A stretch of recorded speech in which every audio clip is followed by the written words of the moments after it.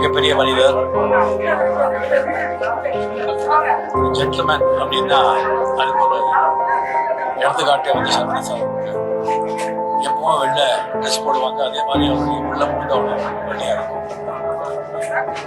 Cinema வந்து உசிருக்கு உசிர நேசிச்சவர். ஒரு 10 நிமிஷம் பேசுனா 10 தடவை அப்பாச்சி அப்பாச்சின்னு சொல்லிட்டு அவருடைய ஃபாதர் வந்து ஞாபகப்படுத்துகிறாரு. என் மேல ரொம்ப அன்பு, என்னுடைய நல்ல விரும்பி, என்னுடைய கஷ்ட காலங்கள் எல்லாம் எனக்கு துணை இருந்தவர். ஏவிஎம்ல வந்து ஒரு 9 படம் நான் ஆக்ட் பண்ணியிருக்கேன். அந்த 9 படமும் வந்து பெரிய ஹிட்.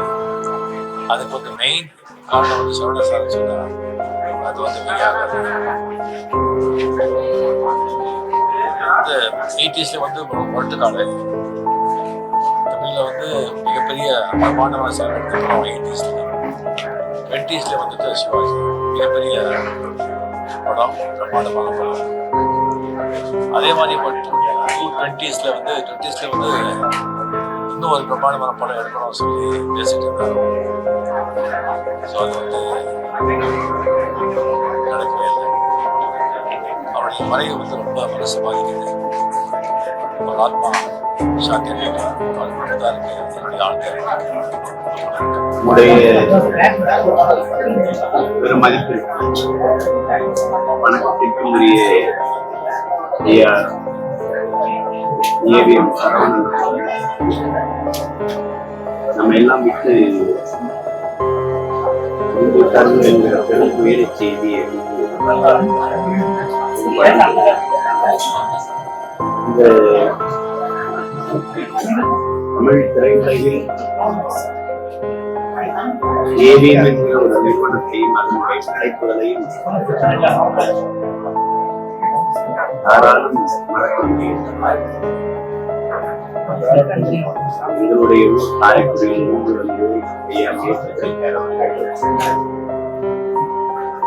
இந்த நிறுவனத்தை தொடங்கி ஆகப்பெரும் விடுதலைக்கு முன்னே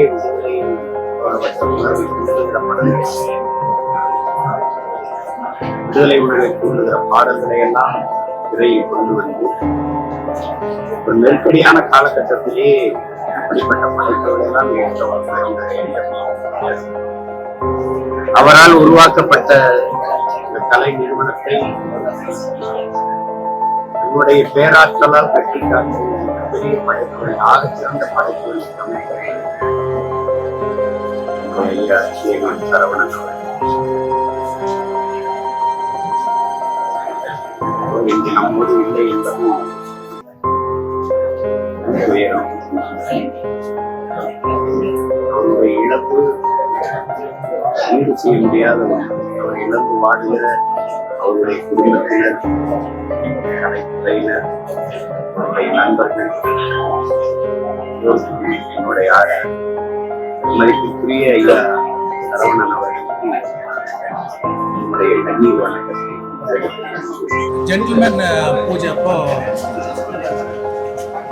சரவணன் சார் வந்திருந்தாங்க.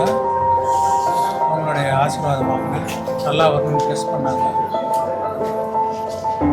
எல்லா டைரக்டர்ஸுக்குமே வந்து ஏவிஎம்ல படம் பண்ணணுங்கிற பெரிய கனவு, என்னுடைய கனவு வந்து சிவாஜியில் நிறைவேறிச்சு. அதுக்கு சரவணன் சார் நான் நன்றி சொல்லணும். கதையை கேட்டுட்டு நல்லா இருக்கு, நல்ல ஃபேமிலி சென்டிமெண்ட் இருக்குது, காமெடி இருக்குது, மெசேஜ் இருக்குது, படம் கண்டிப்பாக ஹிட் ஆகும் அப்படின்னு அதை கேட்டவுடனே அவங்க ஜட்ஜ் பண்ணாங்க. அவங்க ஜட்ஜ்மெண்ட்டு, கால்குலேஷன், பிளானிங் எல்லாமே ரொம்ப நல்லாயிருக்கும். சாங் செட்லாம் வந்தாங்க, பார்த்து ரொம்ப என்கரேஜ் பண்ணாங்க. மெயினாக லைக் ஒரு படம் முடியணும், இதே கண்டினியூவாக ஷூட் பண்ணி படத்தை முடிக்கணும், அதுக்கு என்னென்ன எஃபர்ட்ஸ் போடணுமோ அதெல்லாம் ரொம்ப பிரமாதமாக போடுவாங்க. அதுதான் அவங்களுடைய வெற்றி. அது மட்டும் இல்லை, லைக் படம் முடிஞ்சு பல வருஷம் கழித்து திடீர்னு ஒரு செக் வருது. என்னன்னு பார்த்தா கனடாவில் ஏதோ சிவாஜி கொடுத்த ரைட்ஸு, அதில் டேரக்டராக எனக்கு வர வேண்டிய ஷேர் வந்து அனுப்பிச்சிருந்தாங்க. அது ரொம்ப ரேர் குவாலிட்டி, நல்ல குவாலிட்டி. சரவணன் சார் ஃபேமிலிக்கு என்னோட ஆழ்ந்த அனுதாபங்களை தெரிவிச்சுக்கிறேன். இப்படி ஒரு ப்ரொடியூசர்னா இப்படி தான் இருக்கணும் அப்படின்ற ஒரு எடுத்துக்காட்டாக இருந்தவர். ஏன்னா நிறைய கேள்விப்பட்டிருக்கோம். பட் இவ்வளோ ஒரு சிறந்த நிறுவனத்தோடு நானும் பணியாற்றுறதுல ரொம்ப ரொம்ப பெருமையாகவும் இருக்கு. அவரை சந்திக்கூட வாய்ப்பும் கிடைச்சது, அவர் கூட பேசக்கூடிய வாய்ப்பு கிடைச்சது. அது ரொம்ப பெருமையாக நினைக்கிறேன். ஏன்னா அவ்வளோ ஒரு டிசிப்ளின், எல்லாருக்கும் மரியாதை, ஒரு வெல் ஆர்கனைஸ்டு டீமோட பண்ணிட்டு இருந்தேன். எல்லாத்துக்கும் மேலே அவருக்கு வந்து சினிமா மேலே ஒரு பேஷன். ஸோ அப்படிப்பட்ட ப்ரொடியூசர்ஸை இப்போ பார்க்கறது ரொம்ப அபூர்வமாக இருக்குது. ஏன்னா அதுதான் அவரை வந்து இவ்வளோ நாள் நம்ம திரையுலகத்தில் வச்சுட்டு இருந்ததுன்னு நினைக்கிறேன். இன்னும் எனக்கு ஒரு சின்ன வேண்டுகோள், இன்னும் நிறைய திரைப்படங்கள் இந்த நிறுவனம் எடுக்க வேண்டும், பல திறமைகளை நமக்கு கொடுக்க வேண்டும் அப்படின்றது தான் என்னோட வேண்டுகோள். அது கண்டிப்பாக சரவணன் சாரோட ஆசையாகவும் இருக்கும். அவரோட இந்த மறைவு இந்திய திரையுலகுக்கே ஒரு பெரிய இழப்பு. அவரோட ஆன்மா சாந்தி அடைய உயரமான மனிதர், அதுக்கு மேலே உயர்ந்த உள்ளம். ஒரு உறக்க பேச்சு நான் கேள்விப்பட்டதே இல்லை. வெளியே எனக்கு வாழ்க்கையில் கொடுப்பின அவர்கிட்ட பணியாற்றியிருக்கேன். பெரிய படத்தில் அப்புறம் வேலை பார்த்தது நினச்சி நிற்கும் ஒரு காலம் வருமானத்து. ஒரு நிறைய பழைய விஷயங்கள் சொல்லுவார். அது ரொம்ப சந்தோஷமாக சொல்லுவார். இந்த படத்தை இப்படி நடந்தது, இந்த படத்தை அப்படி நடந்தது. பெரிய பெரிய நடிகர்கள் சொல்ல நம்ம நடந்து வாயை பார்ப்போம். இனிமேல் ஐயா அவங்க என் கூட பேசுனது, அவங்க நடந்தது நினச்சி பார்த்தா நிம்மதி. ஒரு டேபிளில் உட்காந்துட்டே இருப்பாரு. ஷூட்டிங் ஸ்பாட்டில் இருக்கவங்களுக்கு என்னென்ன விஷயம் தெரியுமோ அதை விட அவருக்கு அதிகமாக தெரியும். நிறைய பேர் சொல்லியிருப்பாங்க. அவர் டேபிள் இருந்துட்டு என்ன படம், என்ன ஷாட்டு, எத்தனை டேக் ஓடுது எல்லாமே செஞ்சுருப்பாங்க. ஒரு தொழில் மேலே இவ்வளோ பக்தி உள்ளவங்க கூட பணியாற்றது தான் பெரிய பாக்கியமாக இருக்கு. மனத்தை நமக்கு அளிக்குது இறைவனுக்கு.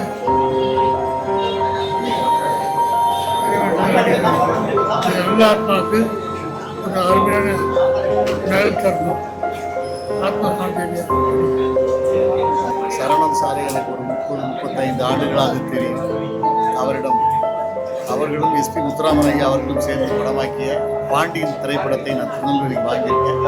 அது போக மட்டும் இல்லாமல் ஆல்பர்ட் தேட்டர் மாரியப்பனோடு நிறைய தடவை அவரை சந்திச்சிருக்கேன். நிறைய நாள் மீட் பண்ணியிருக்கோம், நிறைய பேசியிருக்கோம். ஏவிஎம் வந்து படம் எடுக்காமல் கொஞ்ச நாள் கேப் விட்டுருந்தாங்க. அப்போ நானும் ஆல்பர்ட் தேட்டர் மேனேஜர் மாரியப்பன் தான் ஐயாவை பார்த்து பேசி ஐயா இந்த மாதிரி ஒரு காம்பினேஷனில் படம் பண்ணுங்க, ராஜீவ் மேனன், ஏஆர் ரகுமான் இதை வச்சு படம் பண்ணலாம்னு சொன்னோம். அதுக்கப்புறம் அவர் ஒரு படத்தை ஆரம்பித்தார். அவருடைய முயற்சி திருவினையாற்றுங்கிற அவருடைய வாழ்க்கை சரித்திரத்தை நூலில் கூட எங்கள் 2 பேர் பேரையும் சொல்லியிருக்கிறாரு. அந்த அளவுக்கு ஒரு நெருங்கிய பழக்கம் உண்டு. ரொம்ப மென்மையானவர், அமைதியானவர், அதிர்ந்து கூட பேச மாட்டார். தன்னோட வாழ்க்கையில் கோர்ட்டுக்கோ போலீஸ் ஸ்டேஷனுக்கோ போகவே கூடாது அப்படிங்கிற ஒரு கொள்கையோடு வாழ்ந்தவர். ஒரு விளையாட்டுக்கு கூட எந்த தப்பான வார்த்தையும் அவர் வாழ்க்கையில் பேசுனதே கிடையாது. அப்படி சுவாகம். யாரையும் சின்ன குழந்தைங்க அவர் கை நீட்டி அடித்ததும் கிடையாது. அவரோட நாங்கள் பழகினால எல்லாத்தையுமே எங்கிட்ட பகிர்ந்துருக்காரு. அவர் ஸ்கூலில் வந்து ஒரு 5th ஸ்டாண்டர்ட் படிக்கும்போது ஒரு பையன் இவரை வந்து சென்னை பாஷையில் திட்டான். ஆத்தா அப்படின்னு ஏதோ ஒரு வார்த்தை சொல்லி திட்டான். அந்த பையனை இவர் அடின்னு அடிச்சிட்டார். ஃபர்ஸ்ட் டைமாக அவர் சின்ன வயசில் அடித்தான். அப்போ ஹெட் மாஸ்டர் கூப்பிட்டு கேட்குறார், ஏன் அடித்தேன்னு. அந்த வார்த்தையை நான் சொல்ல மாட்டேன் சார், என் வாழ்க்கையிலே நான் சொல்ல மாட்டேன். பக்கத்தில் உள்ள பையன்கிட்ட கேட்டால் தான் அவன் சொன்னான், நான் இப்படி வார்த்தை அவரை பார்த்து சொல்லிட்டான். அந்த அளவுக்கு வாழ்க்கையில் எந்த வித ஒரு தப்பான கெட்ட வார்த்தையோ யாரையும் கோபமாக திட்டியதோ கிடையாது. அவரை போல ஆட்களை இனிமேல் நம்ம பார்க்க முடியாது. இந்த ஜென்ரேஷனில் அவர் தான் அப்படி ஒரு சாந்தமான ஒரு ஆள். அன்னாருடைய ஆத்மா சாந்தியுடைய எல்லாம் வல்ல இறைவனை வேண்டுகிறேன். நன்றி, வணக்கம். மனசு கஷ்டமாக இருக்குது. ஐயாவோட நிழலில் வளர்ந்த நிறைய கலைஞர்கள் இருக்காங்க. சினிமாவை தொட்டாலே ஏவிஎம்மோட நிழல் படாமல் யாரும் இருக்க மாட்டாங்க. அதில் எங்கள் குடும்பத்தில் இருக்கவங்களும் வந்து சாரும் ரூபோ வந்து ஃபஸ்ட்டு கலக்கப்போதியார் பண்ணாங்க 2005. 2006 வைர நெஞ்சம்னு சொல்லிட்டு ஒரு நெடுந்தொடர், அந்த தொடரில் வேலை பார்த்தாரு. அதுக்கப்புறம் இந்த ஸ்டுடியோவில் தான் அவரோட ஃபுல் ஷூட் கலக்கப்போதியார், அசத்தப்போதியார் எல்லாமே. ஏவிஎம் வாசலில் மிதிக்காத நாங்கள் இருந்ததே கிடையாது. அதுக்கப்புறம் பார்த்திங்கன்னா என் பொண்ணோட படிப்பும் வந்து ஏவிஎம் மையப்பொருளில் தான். இப்போ உரிமையோட ஐயாட்ட போய் என் குழந்தைக்கு நீங்கள் சீட்டு கொடுத்தே ஆகணும் அப்படின்னு ரொம்ப கேட்டு வாங்கி அவர் 12th முடித்ததும் ஏவிஎம் மையப்பொருளில் தான். ஸோ இன்றைக்கி அவர் வந்து கல்வி அறிவோடு இருக்கா அப்படின்னா அதுக்கு வந்து மெய்யப்பன் ஸ்கூல் தான். இந்த ஏவிஎம் குடும்பத்தாருக்கு எங்கள் குடும்பத்தினுடைய ஆழ்ந்த இடங்களை தெரிவிச்சுக்கிறேன். கண்டிப்பாக ஐயாவோட ஆத்மா வந்து கடவுளாக இருந்து எல்லா சினிமா துறையில் இருக்கிற கலைஞர்களையும் வழிநடத்தணும்னு நான் வேண்டிக்கிறேன். தேங்க்யூ. எல்லாருக்கும் வணக்கம். இன்னைக்கு வந்து முதலாளிகள்லேயே பெரிய முதலாளி அவர் வந்து சினிமாவையும் சினிமா கலைஞர்களையும் எத்தனையோ குடும்பங்களை வாழ வச்சுட்டு இருக்கவர். அவர் இன்னைக்கு இல்லைன்றத வந்து நம்பவே முடியல.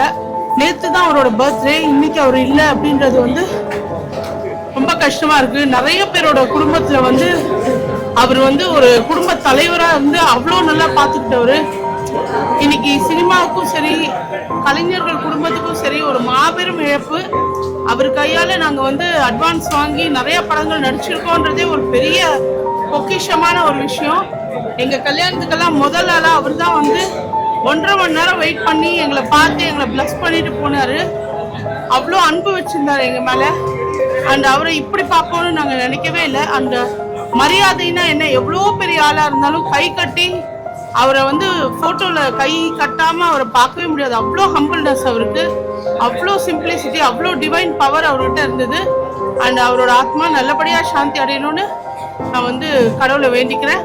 அண்ட் கண்டிப்பா இந்த ஏவிஎம் ப்ரொடக்ஷன் வந்து ஒரு கோயில் மாதிரி கலைஞர்களுக்கு இன்னும் நிறைய படங்கள் எடுக்கணும். நிறைய குடும்பங்கள் வந்து அவர் வாழ வச்சிருந்தவர், இன்னும் அவங்க ஃபேமிலி வந்து அதை செய்யணும் அப்படின்னு மனசார வேண்டிக்கிறேன்.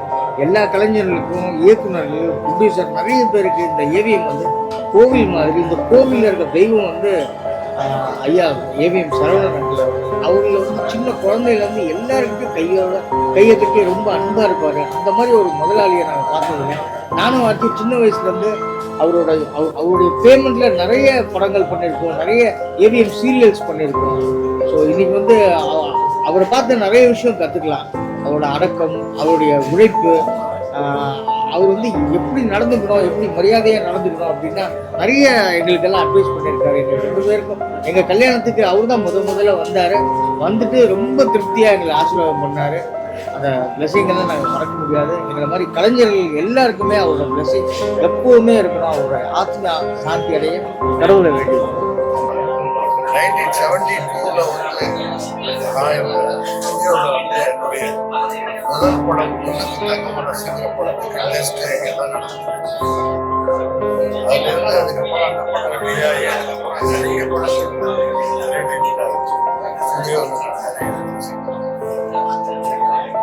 இப்போ இருந்து எனக்கு சரவணன் சார் நல்ல பழக்கம். ரொம்ப அமைதியாக, ரொம்ப பொறுமையானவர், நிதானமானவர், ரொம்ப நல்லவர். சினிமாவில் இப்படி கிடைக்கிறதுலாம் ரொம்ப கஷ்டம். தயாரிப்பாளர்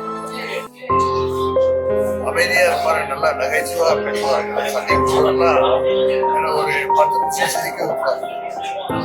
இந்த நிறுவனத்தில் நானும் சக்தி வேறு இந்த படம் ரவிக்குமார் அவர்கள் படத்துல தான் முதல் முறையாக ஏவிஎம் படத்தில் நடிச்சேன். நிறைய ஷூட்டிங் நடந்திருக்கு, இருந்தாலும் நடித்தேன். அவரோடு பழகுகிற வாய்ப்பு கிடைச்சது. நல்ல மனிதர், நல்ல குடும்பம், வேற குழந்தைங்க எல்லாத்தையும் பார்த்துட்டாங்க. மனிதனாக வாழ்ந்தால் இப்படித்தான் இருக்க வேண்டும் என்ற ஒரு எடுத்துக்காட்டு சாத்தியம் அவர் குடும்பத்தார்கள் ஆழ்ந்த இடங்கள்